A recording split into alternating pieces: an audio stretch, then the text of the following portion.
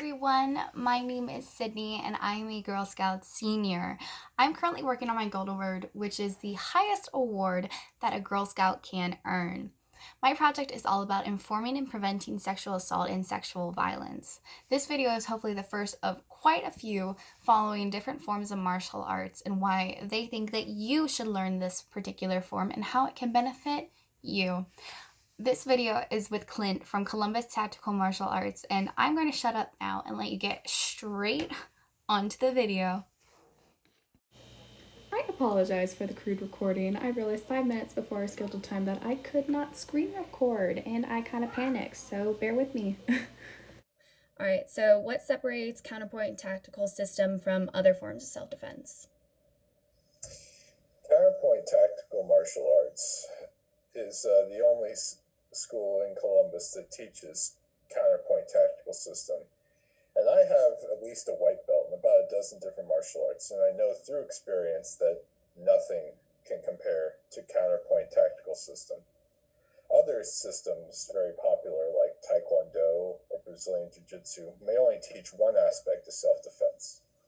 But from a holistic standpoint, for realistic self-defense, there are, just throwing a number off the top of my head, but I think like 8.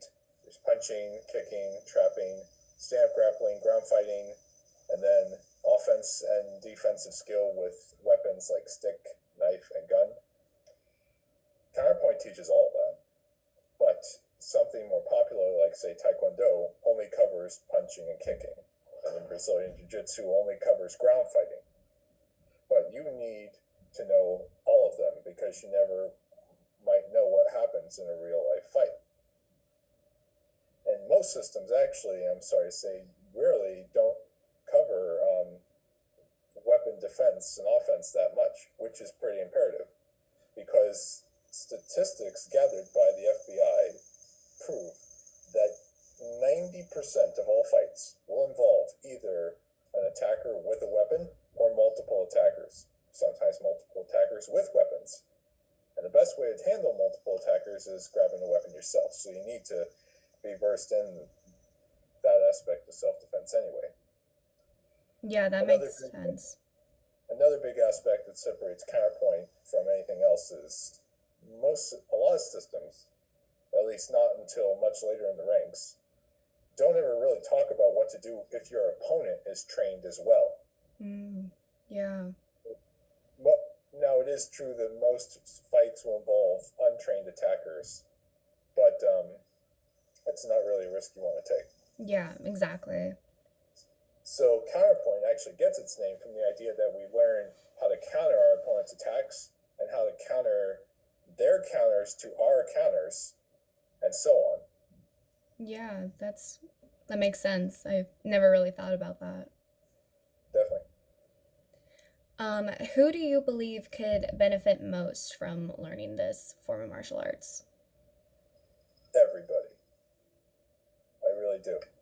Okay. But I think martial arts is, I'm sorry to say, most people see martial arts and they think of it as like some kind of like Chinese secret where you can take an hour-long seminar and then it's done. You know how to defend yourself. No need to ever go to one of those again.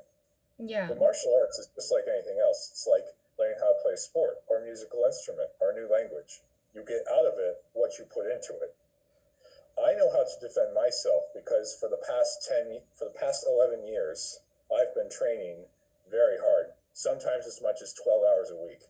And that was just the time I went to the school and trained in person with my instructor.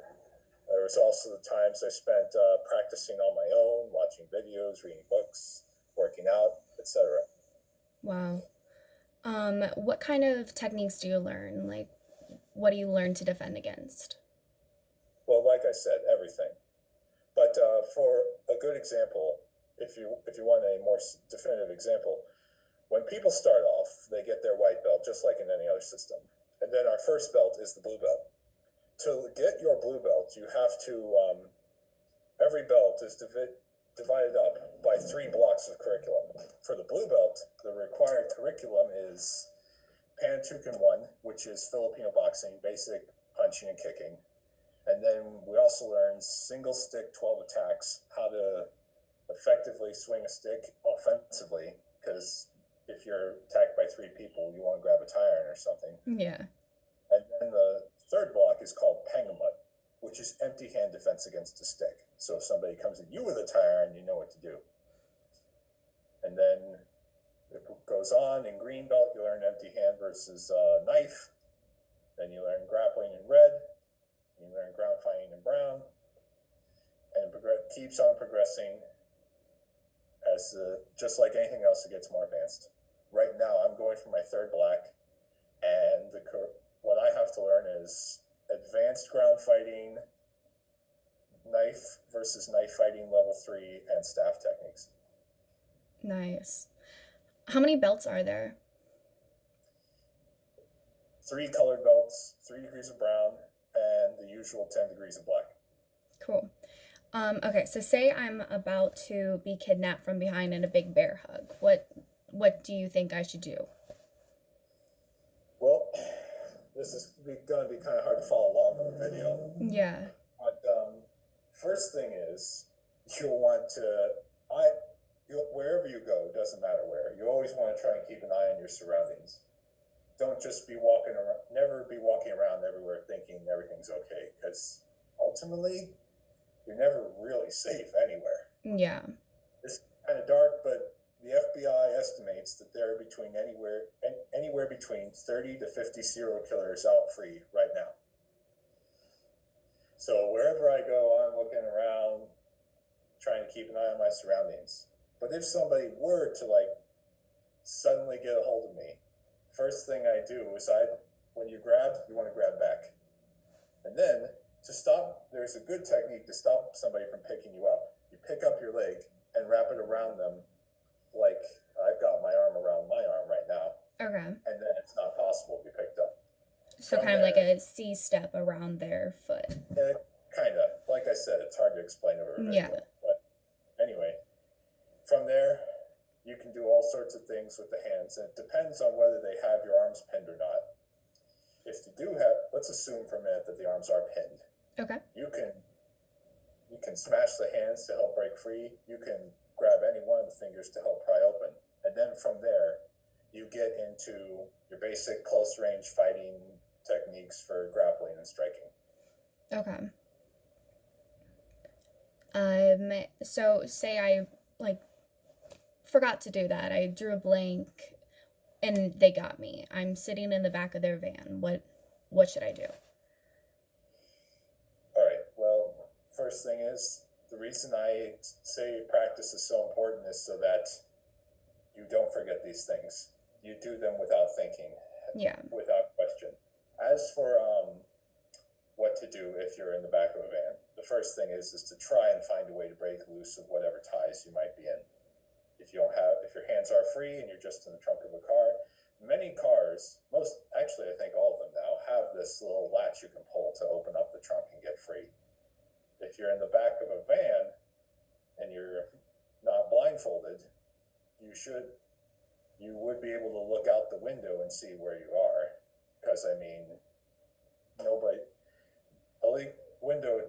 you can't tint the windows from the inside. That defeats the whole purpose of being able to drive. Yeah.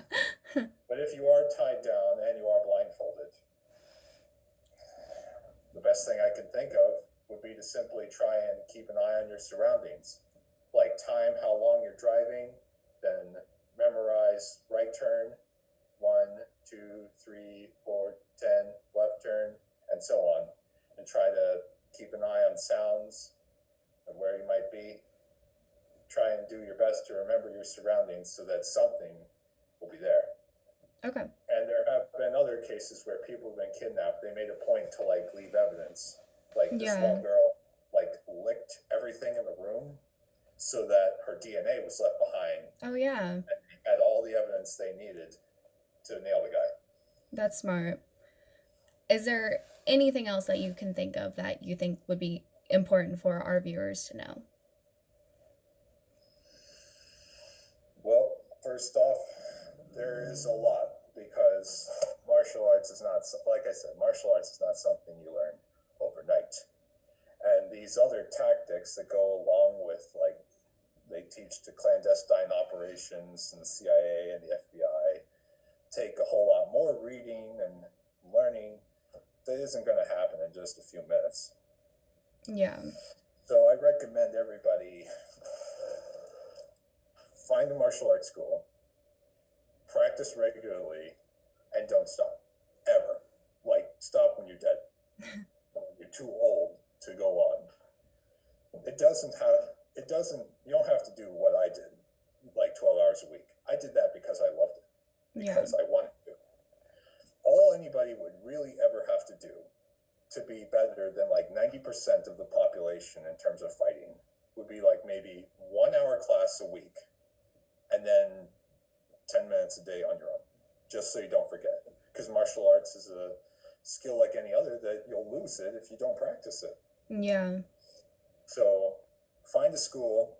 Keep in mind that what I said about weapons and self-defense. You got to learn striking, grappling, and weapons. That's important. Because, I mean, not to knock down, say, Brazilian Jiu-Jitsu, it's a great system. And I've actually rolled on the ground with BJJ guys before, and they were better than me. They could lock me up to without end. Yeah. But then I was like, okay, let's try it this way. And they didn't know I had put a training knife in my back pocket, and they put me in a lock. And with my other hand that was free, pulled out the training knife, and I would have killed them. Yeah. I have yet to find a BJJ school that thinks about this stuff. Yeah. And so while the techniques do work on the ground, you have to think about this stuff because it could happen in reality. Yeah. So keep that in mind when you shop around for whatever system you want. And then as for other tactics like being kidnapped, best thing, there aren't too many schools that actually teach you that in person, Yeah. but there's plenty of books you can read. And a couple key reads off the top of my head I can think of is 100 Deadly Skills by Clint Emerson, Facing Violence by Rory Miller, and probably the best-selling one of all is Gavin DeBecker's The Gift of Fear. All right. Thank you so much for doing this for me. I really appreciate it. Absolutely. Have a wonderful If you need day. help again, let me know. All right. Thank you. Thank you so much. Have a nice day. You too. Bye. Bye. For seeing this and made it all the way through the video, thank you so much for watching. It really means a lot. I hope you all enjoyed and maybe learned a few new things. Those books that Clint mentioned will be linked in the description box below if you would like to go check them out. I hope you all have a wonderful day, and please stay tuned for the next video. Bye!